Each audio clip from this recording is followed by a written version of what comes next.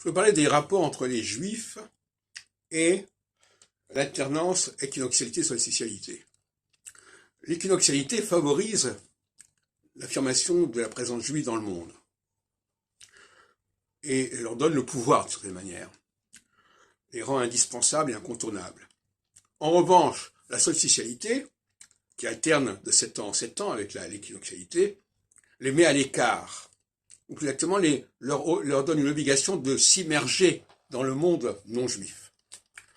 Et c'est une bonne chose, ça permet aux juifs de s'intégrer là où ils sont. Par exemple, un juif, il est en France, il va s'imprégner de la culture française. S'il vit aux États-Unis, il va s'imprégner de la culture américaine. Donc cette période d'imprégnation est solstitiale.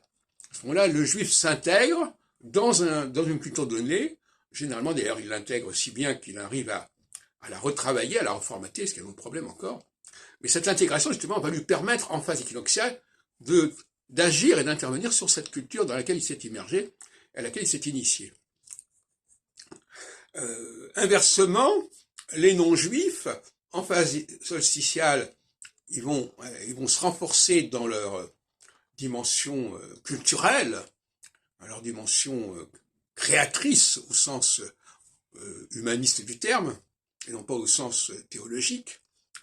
Et en phase équinoxiale, ils vont devoir accepter le plan divin, ils vont accepter qu'il y ait une structure fondamentale, une structure centrale qui est représentée par les juifs et qui va permettre à l'humanité de ne pas se perdre dans toutes sortes de dérives